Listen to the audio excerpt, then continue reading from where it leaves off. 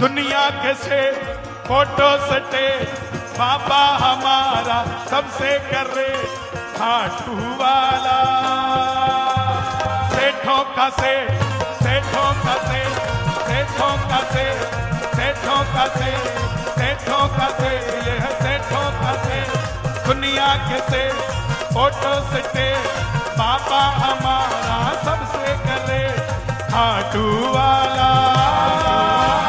सेठों का से सेठों का से सेठों का से सेठों का से। किस किस का सेठ है बाबा? दोनों हाथ उठा के ये बात एक वृंदावन धाम की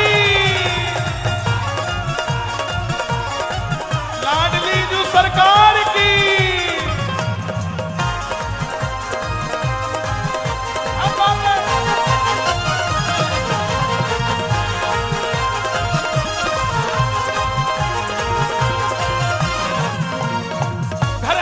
चाहे किराए का फिर भी वो तेरे घर आएगा। घर है जो चाहे किराए का फिर भी वो तेरे घर आएगा। दिल से जोत जलाएगा लीले पे चढ़ के वो आएगा। दिल से जोत जलाएगा। आदरणीय परम क्षत्रिय गुरुदेव भगवान, देखो मित्रों का मिलन हो रहा है। आदरणीय परम श्रद्धेय अनिरुद्धाचार्य जी महाराज, जोरदार तालियों से स्वागत हो। दोनों हाथ उठा के। काली कमली वाला काली कमली वाला मेरा यार है। मेरे मन का मोहन तू दिलदार है। हो काली कमली वाला मेरा यार है। मेरे मन का मोहन तू दिलदार है। तू मेरा यार है मेरा दिलदार है। तू मेरा यार है मेरा दिलदार है। ओए ओए ओए काली कमली वाला मेरा यार है। ओ मेरे मन का मोहन तू दिलदार है। ओ काली कमली वाला मेरा यार है। मेरे मन का मोहन तू। बोलिए खाटू नरेश की, धारे के सहारे की, तीन बाणधारी की, शाम हमारे की, अयोध्या धाम की, सदगुरुदेव भगवान की बहुत बहुत बधाई। हमारे बड़े भाई मनोज तिवारी जी को और पूरी टीम को एक बार जोरदार जयकारा लगे। भारत माता की। आई। जय सिया राम।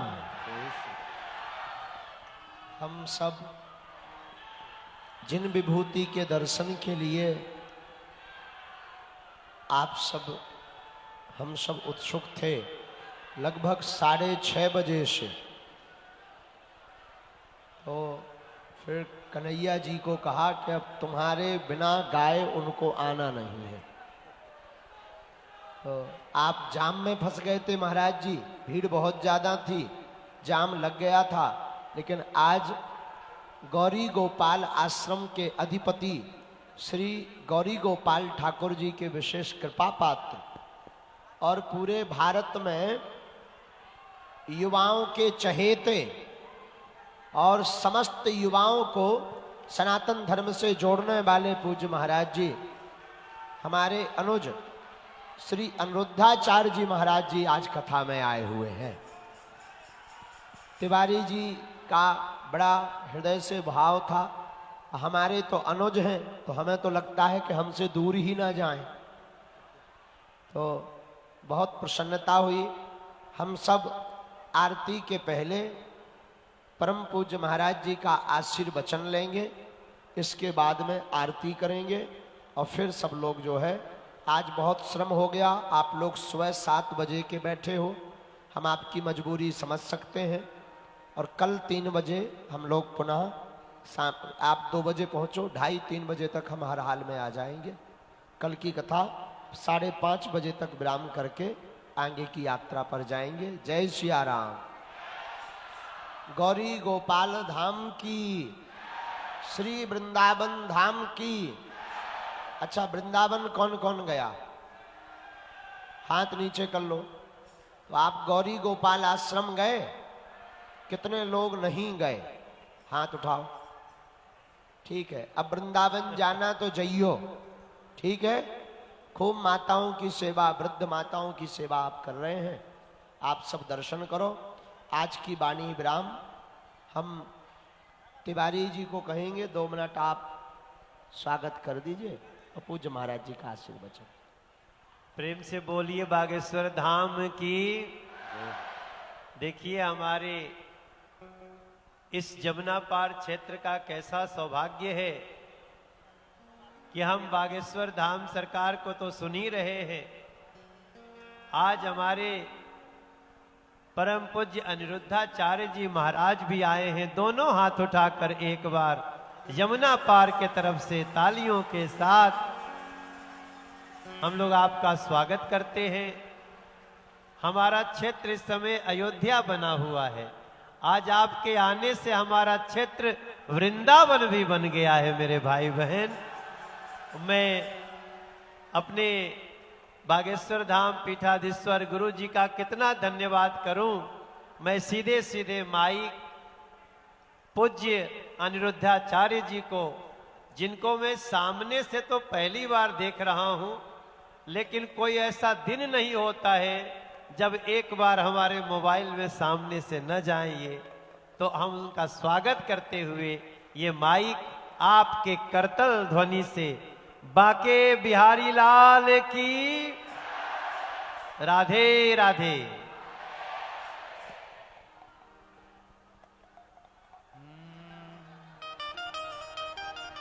बोलिए भक्त वत्सल भगवान की, श्री बागेश्वर धाम की, बागेश्वर धाम की, गौरी गोपाल भगवान की, पूज्य महाराज श्री की।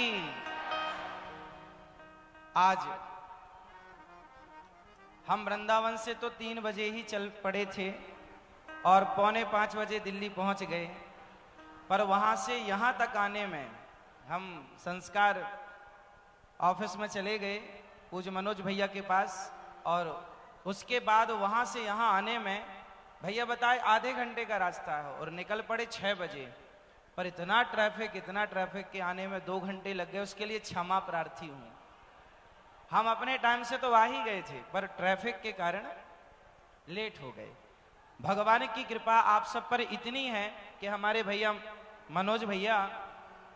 मनोज तिवारी जी, जिन्हें कौन नहीं जानता, इनके माध्यम से इतना सुंदर आयोजन आप लोगों ने सुना कि पूरे ये केवल क्षेत्र अयोध्या नहीं बन गया, आपका हृदय अयोध्या बन गया।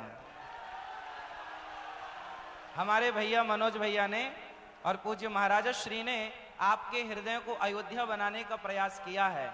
और देखिए, हमारे देश में जब राजनीति को समझने वाले लोग जब धर्म की शरण में आते हैं, तो धर्म के कारण राजनीति और श्रेष्ठ हो जाती है।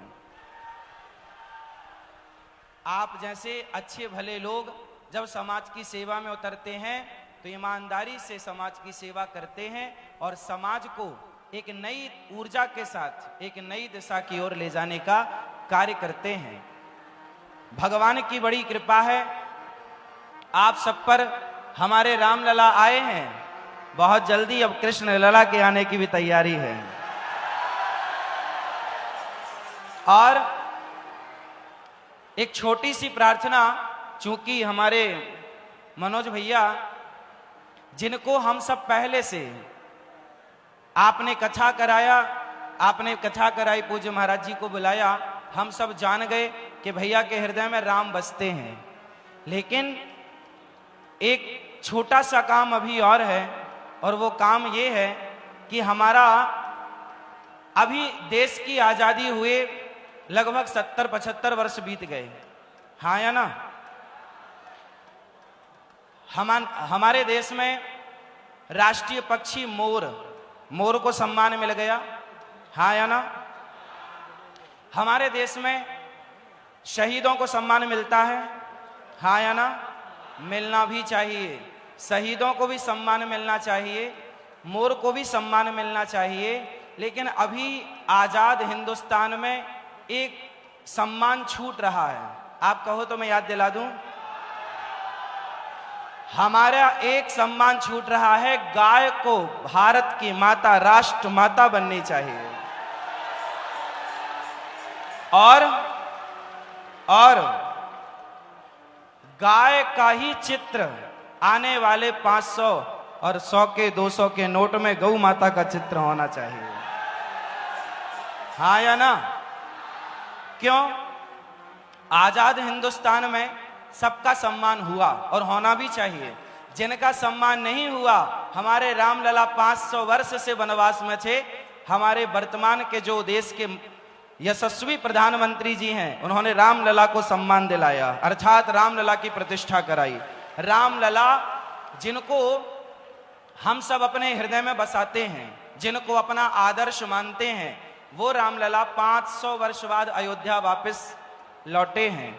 अब गौ माता को राष्ट्रीय माता, गौ माता को सम्मान दिलाना कौन कौन चाहता है? चाहते हैं। अब हमारी गौ माता को भी सम्मान मिलना चाहिए और गौ माता को भी।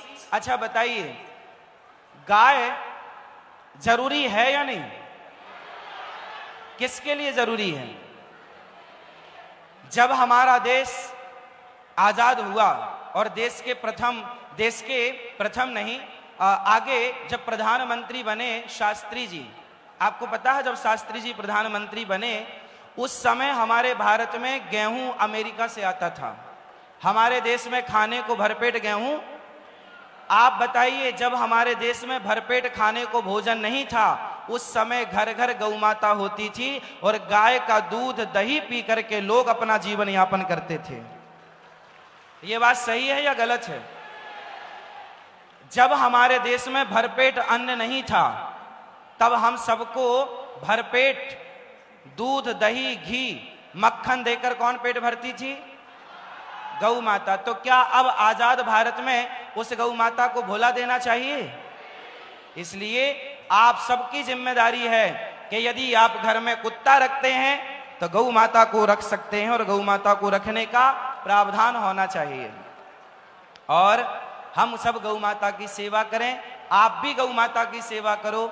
और हमारे वर्तमान में जो पूज्य महाराज जी हैं, जो हिंदू राष्ट्र की कल्पना लेकर के चल रहे हैं, हिंदू राष्ट्र तब संभव है जब घर घर गौ माता का सम्मान हो, घर घर गौ माता की पूजा हो। साथ ही आजकल के यूथ, आजकल के आप नौजवान दोस्तों को चाहिए कि आप, अच्छा एक छोटी सी बात मैं हमेशा आपसे करता हूं, आज पुनः आपसे एक बात कह दूं। अच्छा बताइए, नौकरी लेने वाला बड़ा है या नौकरी देने वाला? कौन सा?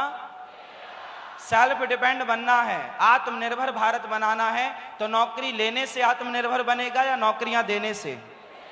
इसलिए आप जितने यूथ यहाँ हैं, हमारे नौजवान दोस्त, हमारी बहनें, हमारे भाई यहाँ हैं, आपको संकल्प लेना चाहिए इस कथा से कि हमें इतना योग्य बनाना है अपने आप को, इतना टैलेंटेड बनाना है अपने आप को, इतना काबिल बनाना है अपने आप को कि हमें नौकरी लेने के लिए हाथ ना पसारना पड़े, बल्कि हम नौकरियां देने वाले बने। हम नौकरियां क्यों करें? और जब नौकरियां करेंगे तो हम हमेशा छोटे रहेंगे। नौकरी करने वाला नौकर होता है और नौकरी देने वाला मालिक होता है। इसलिए भागवत हमें क्या सिखाती है? अच्छा चलो, आपने कथा सुनी, सुंदर कांड में एक चौपाई है, आप अर्थ बता। अच्छा आपका समय ज्यादा तो नहीं ले रहा हूं, क्षमा कीजिएगा, मैं लेट जरूर हो गया हूं, लेकिन यहां आने का पूरा मूल्य चुका करके जाऊंगा। आपका समय यदि गया है, यदि आपने 2 घंटे अपने एक्स्ट्रा दिए हैं, तो मैं उस 2 घंटे की कीमत आपको दे करके जाऊंगा। एक बात समझिएगा महाराज जी, हम समय ज्यादा तो नहीं ले रहे हैं आपका, हमें पता है कि आप बहुत थके हुए हैं, फिर भी आप खुश रहते हैं। आप यूं ही खुश रहें, आपको नजर ना लगे किसी की बस। अच्छा ये बताइए कि हम कैसा देश देखना चाहते हैं, नौकरों का या मालिकों का? मालिक। अब आप कहोगे महाराज जी सब नौकरी देने वाले बनेंगे तो नौकरी करेगा कौन, लेने वाला कौन? अरे तुम देने वाले बनो तो अमेरिका के लोग आएंगे, इंग्लैंड के लोग आएंगे यहां नौकरी करने। आप बनो तो सही। हमें अपने आप को इतना श्रेष्ठ बनाना चाहिए, इतना योग्य बनाना चाहिए कि हमें कभी किसी के आगे हाथ पसारने की आवश्यकता। अच्छा एक चीज और ध्यान रखिएगा, हनुमान जी जब लंका गए, खुश रहो खुश रहो सुखी रहो, हनुमान जी जब लंका गए, क्या नाम है आपका? क्या हुआ आपको, क्यों रो रहे हो? पहली बार आपको देखा। तो रोना क्यों है इसमें? रोयो मत, रो मत, ठीक है? रोते नहीं, बैठो यहां बैठ जाओ अच्छे से, खुश रहो। अच्छा ये बताओ, हनुमान जी लंका गए तो एक चौपाई आपने सुनी होगी, उसका अर्थ मुझे पता नहीं है, आपसे पूछूंगा, आप उत्तर दीजिएगा। राम काज कीन्हे बिनु मोहि कहा विश्राम, इसका अर्थ क्या हुआ? हनुमान जी जब लंका गए तो एक पर्वत आए, पर्वत राज ने कहा कि थोड़ा थक गए होंगे, मुझ विश्राम कर लो। हनुमान जी ने कहा ना, राम का काज करने निकला हूं, जब तक राम जी का काज नहीं कर लेता तब तक मुझे विश्राम। इसका अर्थ क्या हुआ? आपके जीवन में क्या कहती है ये चौपाई? ऐ नौजवानों, बोलो ऐ नौजवानों, उठो और चलो, तब तक चलो जब तक अपना लक्ष्य प्राप्त ना कर लो। ये अर्थ है इस चौपाई का। हनुमान जी कहते हैं जब तक मैं सीता मैया का पता नहीं लगा लेता तब तक मुझे विश्राम। जीवन में लक्ष्य वही पाता है जो बिना थके बिना रुके तब तक विश्राम ना करे जब तक अपने लक्ष्य को प्राप्त ना कर ले। और ये कहां से सीखना है? श्री हनुमान जी से सीखना है। कौन सिखाएगा? हमारे शास्त्र कितने साइंटिफिक हैं। आप लोगों ने यदि शास्त्रों को समझा होता, पढ़ा होता, तो आज हमारा भारत आज जितनी तकनीक इटली कर रहा है, जापान कर रहा है, अमेरिका कर रहा है, आज हम शिखर पर होते टेक्नोलॉजी के मामले में। आपको पता है हमारा भारत, हमारा शास्त्र, हमारे सदग्रंथ कितने साइंटिफिक हैं, कितने वैज्ञानिक हैं। चलो बताओ, आप लोग गीता पढ़ते हो? गीता पढ़ते हो? कितने लोग गीता पढ़ते हैं आप लोग? देखो, जो बातें हम कह रहे हैं वो बातें आपके जीवन में तब चरितार्थ होंगी जब आप गीता पढ़ना स्टार्ट करेंगे, जब आप रामचरितमानस पढ़ना स्टार्ट करेंगे। अच्छा, रामचरितमानस क्या सिखाती है? उत्तर दो। आप में से कितनों के घर में रामचरितमानस है? बताओ, रामचरितमानस क्या सिखाती है? हाँ, रावण का चरित्र और राम का चरित्र दोनों में श्रेष्ठ किसका है? तो राम का चरित्र, इसलिए तुलसीदास जी ने लिखा रामचरित्र मानस। अर्थ क्या हुआ? अर्थ ये हुआ कि जिसका चरित्र श्रेष्ठ है उनके मंदिर बनाए जाएंगे और जिनका चरित्र समाप्त हुआ, गड़बड़ हुआ, उनके पुतले जलाए जाएंगे। रावण के पुतले क्यों जलाए जाते हैं? क्योंकि रावण चरित्र से गिर गया। और राम का प्राण जाए पर चरित्र ना जाए, प्राण जाए पर वचन ना जाए, धर्म ना जाए, चरित्र ना जाए। ये सब आपके लिए है कि प्राण जाए तो जाए पर चरित्र ना जाए। आप करोड़पति हैं, फॉर एग्जाम्पल आप करोड़पति हैं पर आपका चरित्र मजबूत नहीं है, आप चरित्रवान नहीं हैं, तो क्या समाज सम्मान करेगा आपका? समाज इज्जत करेगा आपकी? इसलिए आप अपने बच्चों को, आज जितने मेरे नौजवान दोस्त आप खड़े हैं, आपसे प्रार्थना सिर्फ इतनी है, सिर्फ पढ़ाई पर ध्यान दीजिए। आई लव यू मत खेलिएगा। यदि आई लव यू खेलने लग गए तो फिर आपका भविष्य अंधकार में चला जाएगा। इसलिए आई लव यू खेलेंगे। रावण ने पराई स्त्रियों को देखना स्टार्ट कर दिया, सर्वनाश हुआ कि नहीं? आपके सामने उदाहरण है, दुर्योधन ने भरी सभा में एक नारी को गलत दृष्टि से देखा। द्रौपदी से कहा, आजा मेरी जंघाओं पर आकर बैठ जा, मेरी जांघ पर आकर बैठ जा, मेरी गोद में आकर बैठ जा। कहा या नहीं? सर्वनाश हुआ कि नहीं? दुर्योधन का सर्वनाश हुआ। बोलो क्यों हुआ? पराई स्त्री के कारण। हाँ या ना? रावण का सर्वनाश हुआ किसके कारण? पर स्त्री के कारण। आपको सबक लेना चाहिए। इतिहास से जो नहीं सीखता, इतिहास से जो सबक नहीं लेता, वो सबसे मूर्ख होता है। और जो इतिहास से सबक लेकर अपने चरित्र को, अपने जीवन को संवार ले, सही रास्ते पर ले जाए, समझदार होता है। इसलिए शास्त्रों को समझना पड़ता है। समझदारी वो है कि हम शास्त्रों को केवल सुने ना, महाराज जी कथा सुनाए तो केवल सुने ना, उस सुनी हुई बातों को जीवन में चरितार्थ करें, उन बातों पर चलें। झूठ बोलना पाप है, नदी किनारे सांप है। किस किस ने सुना है? झूठ बोलना पाप है, नदी किनारे सांप है, काली मैया आएंगी और सुना तो सबने है, क्या सुनने से काम होगा? जब तक जीवन में इन बातों को अपनाया ना जाए। महाराज जी जो कहते हैं आपसे, वो केवल कहते नहीं हैं। ये दास अनिरुद्ध जो कहता है, हम केवल कहते नहीं हैं, जो कहते हैं वो करने का पूरा पूरा प्रयास करते हैं। जितना हो सके उतना करना चाहिए। पूज्य महाराज जी ने कहा, आप गौरी गोपाल आश्रम आइएगा, वहां जो सेवाएं चल रही हैं उनका दर्शन कीजिएगा। पूज्य महाराज जी ने भी हमें वादा किया है, वो भी आएंगे। और ऐसी विभूतियों की आज समाज को, देश को जरूरत है। पूज्य महाराज जी बागेश्वर धाम आप कभी जाइए और वहां जाकर देखिए, हनुमान जी का दिव्य प्रताप है। वहां पूज्य महाराज जी हर वर्ष कन्याओं का विवाह कराते हैं निःशुल्क। गरीब परिवार की बेटियों का विवाह कराते हैं और उन सब का आशीर्वाद लेते हैं। और सहयोग करने वालों को आशीर्वाद प्राप्त होता है। पूज्य महाराज जी कथा के द्वारा केवल कथा ही नहीं सुनाते, पूरे भारत को जोड़ने का काम करते हैं। बोलिए बागेश्वर धाम की, भारत के संतों की। हमारे देश में ऐसी कितनी पिक्चर बनी, मूवियां बनी, जिनमें संतों को गलत तरीके से दर्शाया गया, दिखाया गया। क्यों जानते हैं? अच्छा ये बताओ, महाराज जी 3 दिन के लिए आए हैं। आज तक महाराज जी से आपने सुना कि महाराज जी ने गुटखे का प्रचार किया, सिगरेट का प्रचार किया, शराब का प्रचार किया? इन्हें कोई 1 करोड़ रुपए दे और कहे कि जी आप भी कह दो कि दाने दाने में केसर का दम,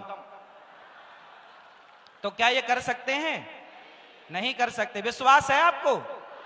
तो अब बताओ, एक तरफ ये संत हैं जो आपको सही मार्ग दिखाते हैं, माँ बाप की सेवा करो, सत्य बोलो, नशा ना करो। एक तरफ ये संत हैं जो कहते हैं कि सही मार्ग पर चलो, और दूसरी तरफ आपके सुपर डुपर स्टार हैं जो कहते हैं कि गुटखा खाओ, दाने दाने में केसर का दम। आप बताओ कि समाज का शुभ चिंतक कौन है? संत हैं या वो लोग हैं जो समाज को गुटखा खाने वाला बना रहे हैं?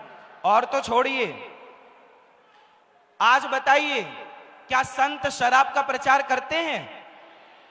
संत कहते हैं शराब मत पीना, तुम्हारी पत्नी का मंगलसूत्र बिक जाएगा, बेटा मर जाएगा, मां रोएगी, बच्चे अनाथ हो जाएंगे, पत्नी विधवा हो जाएगी। शराब पियोगे तो तुम्हारा पूरा परिवार नष्ट हो जाएगा। संत कहते हैं शराब ना पीना, और पिक्चर बनाने वाले कहते हैं मुझे पीने का शौक नहीं, पीता हूं गम भुलाने को। अब बताओ आप कि समाज का शुभ चिंतक कौन है? इसलिए समाज में संत यदि शुभचिंतक हैं, आज भी हम जैसे लोग, महाराज जी जैसे लोग समाज में खुलेआम बोलते हैं कि आप ऐसे लोगों को त्याग दो जो गुटखे का प्रचार करें, शराब का प्रचार करें, ऐसे लोगों को त्याग दो। और आप अपने बच्चों का भविष्य चाहते हैं तो ऐसी मूवियां देखना छोड़ दो, ऐसे सत्संग करना स्टार्ट करो जहां आपके अंदर इंसानियत पैदा की जाती है, आपके अंदर के हैवान को मारा जाता है। पिक्चर देख के क्या पाओगे सिवाय अश्लीलता के? शराब पीना, ऐसी कोई पिक्चर नहीं है शायद जिस पिक्चर में शराब का सीन ना दिखाया जाता हो पीने का। पर 3 घंटे की कथा में कोई शराब यहां कोई पीता है इस परिसर में? तो बताओ, जिन संतों ने समाज का भला चाहा उन्हीं संतों को इस तरह बदनाम किया गया कि उन संतों को कह दिया गया अरे संत तो पाखंडी होते हैं, ढोंगी होते हैं। ये ढोंगी, पाखंडी जैसे शब्द संतों के लिए प्रयोग हुए हैं या नहीं? हाँ या ना? तो ये समाज का कैसा न्याय है संतों के लिए? जो गलत बेच रहे हैं, जो गलत का प्रचार कर रहे हैं, उन्हें सुपर डुपर स्टार बनाया गया, और जो संत जी जान लगा रहे हैं आपकी सेवा में, उन्हें पाखंडी कहा जाता है। इसलिए एक नया संकल्प, एक नई ऊर्जा के साथ हम अपने भारत की संस्कृति का और भारत के संतों का सम्मान करेंगे। जो हमें सही राह बताएगा हम उन संतों का सम्मान करेंगे। और ऐसे महान संतों की हम भारतवासियों को जरूरत है या नहीं? तो फिर संतों का सम्मान करना सीखिए। मेरे नौजवान दोस्तों, आप संतों का सम्मान करते तो संत, मैं क्या बोल रहा हूं कि नौकर ना बनना, मालिक बनना। हम कह रहे हैं मालिक बनना और वो कह रहे हैं गुटखा खाओ, शराब पियो। वो आपके बच्चों को गुटखा खिला रहे हैं, हाँ या ना? आज अभी 2020 शुरू होगा। क्या है 2020? जुआ है। क्या है 2020? एक प्रकार का, बोलो हाँ या ना? कितने लोग सहमत हैं कि क्रिकेट में जुआ होता है और देश का नौजवान उसकी बलि चढ़ता है? हाँ या ना? जिस नौजवान को अपना भविष्य सुधारना चाहिए, जिस नौजवान को अपने माँ बाप, परिवार, देश के लिए कुछ करना चाहिए, वो 5 घंटे बिगाड़ता है क्रिकेट देखकर। कौन सी समझदारी है समय बिगाड़ना? समय का सदुपयोग करना सीखो मेरे नौजवान भाइयों। जो समय का सदुपयोग करता है, जो समय को एक बार ठुकराएगा तो समय उसे बार बार ठुकराएगा। मैं एक बार शमशान चला गया तो शमशान में लिखा था, वो आपको याद दिला दूं। शमशान में लिखा था कि वक्त के पास, समय के पास, बोलो समय के पास इतना समय नहीं है कि वो फिर से आपको समय दे सके। समय के पास इतना समय नहीं है कि वो फिर से आपको समय दे सके। इसलिए समय मिलता है संतों की संगति करने का, तो खूब संगति कर लो, भर लो अपने आप को। राम नाम की लूट है और लूट सके तो अंत समय पछताएगा। सुंदर, इसलिए लूट लो। पायो जी मैंने राम नाम का धन लूट लो। ये संत लुटाते हैं, लूट लो। अब महाराज जी का समय हम ज्यादा नहीं लेंगे। हम समझ सकते हैं कि आप बहुत व्यस्त हैं। मेरा ही दुर्भाग्य था कि मैं ट्रैफिक में फंस गया, आपको पूरा वक्त ना दे पाया, उसके लिए क्षमा। लेकिन आप ऐसे संतों से जुड़े रहिएगा और आपको कहना सुनना तो बहुत कुछ है और आप सुनते भी होंगे। हमारे भैया मनोज भैया के लिए सुंदर तालियां बजाइए इनके सम्मान के लिए। ये सदा सुखी रहें, समृद्धवान रहें और सदा आपकी सेवा करते रहें।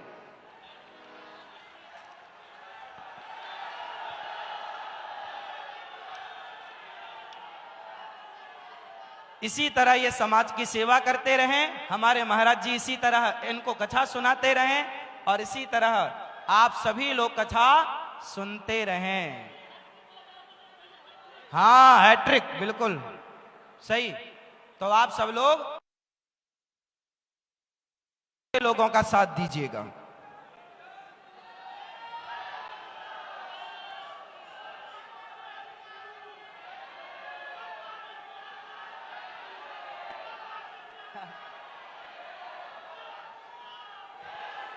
जय श्री राम, जय श्री राम, जय श्री राम।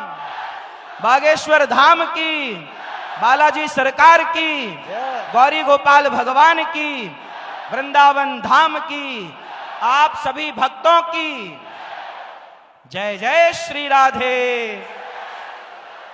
आप सब बहुत अच्छे हैं, आपने सुना और आपने समझा। कहने सुनने को बहुत कुछ है, पर क्या कहें हैं? हाँ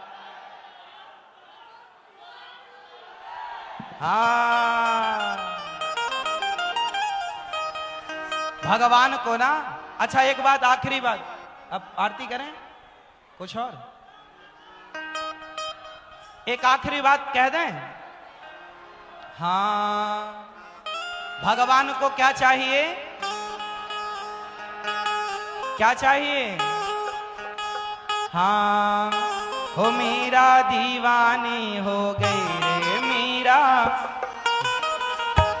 मीरा दीवानी हो गई रे मीरा, मस्तानी हो गई, मीरा दीवानी हो गई, मीरा मस्तानी हो गई।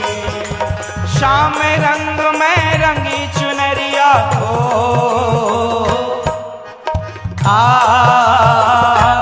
मीरा, हो मीरा, मीरा दीवानी हो गई रे मीरा, मस्तानी हो गई, मीरा दीवानी हो गई रे मीरा, मस्तानी हो गई।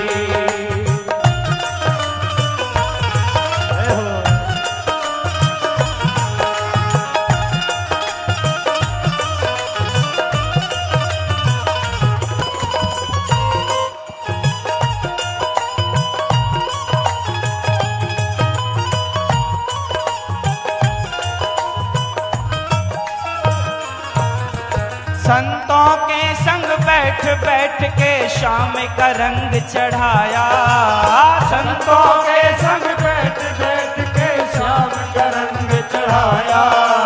खुद भी रंगी है शाम के रंग में, औरों को भी रंगाया, खुद भी रंगी है शाम के रंग में, औरों को भी रंगाया। मीरा बाई खुद भी रंगी है भगवान के रंग में, औरों को भी रंगा रही है। वैसे जैसे हमारे मनोज भैया खुद भी रंगे हैं और आपको भी रंगाना चाहते हैं। खुद भी रंगी है शाम के रंग में, औरों को भी रंगाया, खुद भी रंगी है शाम के रंग में, औरों को भी रंगाया। वो प्रीतम की हो गई मीरा,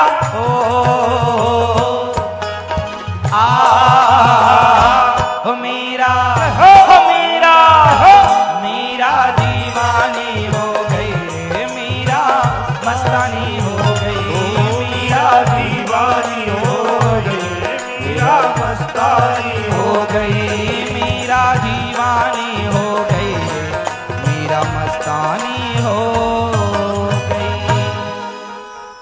मीरा भगवान की पूजा करती थी या प्रेम करती थी? क्या करती थी? भगवान की पूजा और भगवान से प्रेम। अच्छा, पूजा बड़ी है कि प्रेम बड़ा है? प्रेम। अच्छा बताओ, जलेबी मीठी होती है कि नहीं? हाँ या ना? जलेबी मीठी होती है? हाँ या ना? ना, नहीं होती। चाशनी मीठी होती है। जलेबी जब तक चाशनी में ना डूबे तब तक जलेबी खाने योग्य। उसी तरह पूजा है। हमारे कन्हैया भैया सुंदर, आइए आइए, वाह सुंदर, एक बार सुंदर तालियां भैया के लिए। अच्छा ये बताओ, जलेबी मीठी नहीं होती, यदि चाशनी में डूबती है तो जलेबी मीठी हो जाती है। उसी तरह पूजा है जलेबी और भगवान का प्रेम है चाशनी। जब तक पूजा प्रेम की चाशनी में न डूबे तब तक वह ग्रहण करने योग्य। इसलिए आपकी पूजा में भरपूर प्रेम हो। इन्हीं शब्दों के साथ यदास अनिरुद्ध अपनी वाणी को विराम। आप सभी के चरणों में बारंबार प्रणाम नमन। आप सब भक्त हैं, आपकी चरण रज को प्रणाम। पूज्य महाराज जी के चरण रज को प्रणाम, चरण धूलि को प्रणाम। आपके श्री चरणों को कोटि कोटि नमन। आप कि बारंबार प्रणाम आपके श्री चरणों में, पूज्य भैया जी को बारंबार नमन, आपकी पूरी टीम को नमन। आप भक्त हैं इसलिए सभी मात्र शक्ति की चरण रज माथे पर लगाता हुआ ये दास आपको बारंबार नमन करता है। सबको जय श्रीमन नारायण, जय श्री कृष्णा, राधे राधे। राधे राधे। एक बार जोरदार तालियां हमारे अनिरुद्धाचार्य जी महाराज जी के लिए।